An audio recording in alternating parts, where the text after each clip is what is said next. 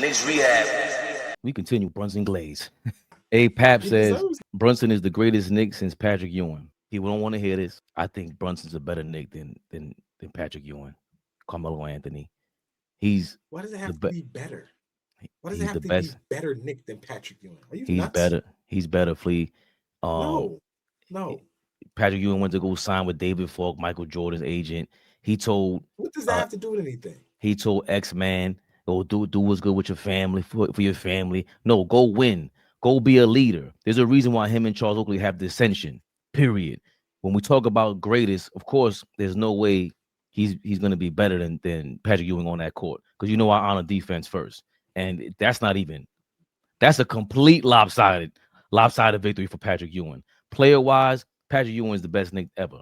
I don't think Willis Reed and Frazier. I don't think anybody's touching Patrick Ewing in terms of skills, talent, basketball talent. But in terms of who he is, what he brought to us, is beyond just being ecstatic, being able to root for him. I remember just being frustrated with Patrick Ewing in the 90s. And we got frustrated with Brunson. We do get frustrated with Brunson when he hogs the ball too much. Patrick Ewing was a black hole. There were things about him when we had to go to school and really deal with this every single day. And with Brunson, he helped lead the way. Of course, his agency is a little bit different. His family's running the whole organization. I don't know if the Badman, if Patrick Ewing and the Badman family was running the Knicks, how it would have turned out differently. It's a different time. Maybe that wouldn't even been possible. It's of a course, different era of basketball. It is. That wouldn't even been possible. This is new age shit. This is fly shit. Like, and yet here we are, where this could have been an utter failure. We've seen how nepotism works on the Lakers. That's how it works the other way. This could be a complete you got failure. me loving on Jalen Brunson, and now you want me to turn on him in the same hour? You don't have to turn on him. We've seen the Pistons, what they did, fail that nepotism, turned everything around, got rid of Joe Dumars, got rid of the old coach, and now they turn things around. Nepotism can be bad and good. It doesn't matter how you put a team together, but this thing could have fell right flat on his face. Brunson is a 6 foot scoring guard, and he's leading the way, the face of a really, in my opinion, it has to be the most valuable team in the NBA. I don't know how they differentiate all that. I don't know how they distinguish how the Knicks are less valuable than the Golden State Warriors. I can't believe that with so many stadiums that we take over, even while we lose. And Brunson helped complete the mission that Leon Rose started with the Randalls of the world and Tom Thibodeau's of the world. Again, he played with Luka, conference finals. We should have made a conference final with Julius Randle. We made the conference finals last year with Cat, different coaches. This is what he's doing. So as far as him being the best Knick since Patrick Ewing, I got him the best Knick since the 70s guys, and we're playing like the 70s guys that we've always heard about. Because the way I heard about them watching the documentary, they just seem to be the guys that, of course you had the 60s teams, but those 70s Knicks changed sports, in my opinion. The way they talk about them is like, they were a team top to bottom. They had Clyde Frazier and Black Jesus out there, the original, the Cadillac backcourt. They thought the Rolls Royce backcourt, they thought it wasn't going to work, and they made it work because they were selfless. And Brunson, being a scoring guard, we're asking him to be selfless, and he's doing it in real time with a new coach.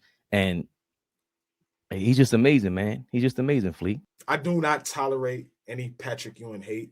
I think it's some of the most ridiculous shit that New York Knicks, that diehard New York Knicks fans love to lean into because of the disappointment and not winning.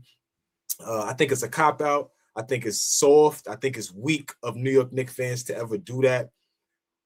I love Jalen Brunson, but allow this story to play out before we start crowning Jalen Brunson. Like, let this story play out.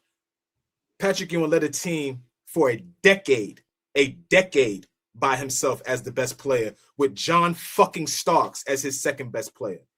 Please, everybody that has something to say about Patrick Ewing, shut the fuck up, respectfully. That's the most asinine thing anybody ever says about Patrick Ewing and all the hate that he gets. He played defense. He was a top 5 center in the league every year, top 3 at some point. Now, all first team All NBA at one point. Like, y'all gotta stop with the revisionist history. It's ridiculous. We did not win. Absolutely right. But, like, slow down. slow down with the acting like Patrick Ewing didn't come here and do everything he could to win us a championship. Stop it. Again, his second best player was John Starks. You niggas love John Starks because he used to bag groceries and made the NBA. He was never a great two guard in the NBA. Stop this shit. Show respect to Patrick Ewing. You niggas are nuts. Jalen Brunson is great. Karl Anthony Towns is great. Do not disrespect Patrick Ewing. You niggas are fools. Go back and watch. Miss me with the he was a ball hog. Who was his second best player? Charles Oakley? Like, stop this, man. Stop this. We were a great team in the 90s solely because of Patrick Ewing. And they did nothing to surround him with great players until he was old. And then they bring in a Allen Houston. Then they bring in a Spreewell. Then they bring in a Marcus Camby. Like, tell the whole story. Stop with this, oh, we don't like Patrick Ewing because of the finger roll and because of this and because of that. Shut the hell up. Go back to what really happened. Stop that, man. Come on, y'all. Y'all better than that. If it wasn't for him, I don't know where the Knicks would be at this point. Patrick Ewing bridged the gap between the obscure Knicks, Bernard King going down. He deserves a statue in front of the guard. I don't know where that's at. Again, he's probably the best Knick player of all time. But I'm talking about greatness. I'm talking about when we root for a guy. I'm talking about everything that big body Brunson brings for a 6-foot guard that you said you agree with Becky Hammond's punk ass about. That's what I'm talking about. He shouldn't be in this position, and he's in it. He was a number 1 draft pick. He was supposed to be all that. And if I feel disappointed in it, I just do. And I haven't felt disappointed in Brunson, really. I just haven't. Yeah, I could point to his defense. Yeah, I could point to certain things, but he makes up for all that. And he's the leader of this team. And he's showing it through and through and through. Every night, night in, night out. Even when they ask about the MVP. Nah, it ain't all that, man. I ain't worried about no MVP. I'm worried about winning. And I didn't even get to his last 5 games before tonight. He's been shooting crazy. 35 points. Matter of fact, right? Got 5 wins in a row. Yep. This is our 5th win in a row. Yep. 35 points, 30, 33 points, 26 points for his last 4 games. 40 tonight, of course. He shot 13 to 19, 10 to 23, 9 to 17, 9 to 16. He's going crazy. The assists aren't all the way up, but, you know, he's doing this thing, man. I just got to show him love. And we got to show the Super Chats love, damn it. Because they bringing up Carmelo Anthony. Hey, Pap, thank you for your $5. The Carmelo teams had 2 good years. After Roy Hibbert blocked that shot, it was never the same. Did that hurt more than the finger roll, the Patrick Ewing finger roll? Nah, it was disappointing. But even that, like, to Flea's point, he didn't have a full team for those 5-6 years. Melo had to deal with Phil Jackson's punk ass hiring Derek Fisher for the first time coach. Didn't have any experience. Can't blame Melo. That finger roll hurt, man. You got to turn that bitch over and dunk that. I was mad at Pat too. I get it, but let's not act like he didn't carry us. Like, that shit hurt. That was awful. You got to dunk that. And he had the leg sleeve. Remember he had the leg sleeve on? That's when he had the leg sleeve. The leg sleeve. He had two. He had a pillow on each kneecap. No knee. Out there working.